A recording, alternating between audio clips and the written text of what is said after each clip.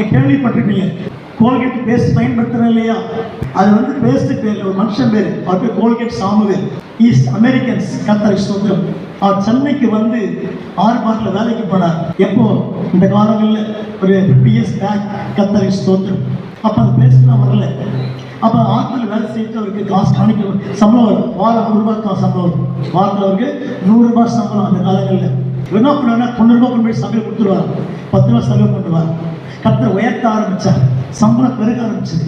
கர்த்தர் பேசினாராம், சாமுவேல் ஒரு சின்ன பிசினஸ் ஸ்டார்ட் பண்ணு, உயர்த்துவேன். அல்லேலூயா, சத்தமா சொல்லுங்க. அப்ப என்ன பண்ணாரு, இப்ப பேஸ்ட் உருவாக்கி ஒரு பேர் வச்ச கோல்கேட்.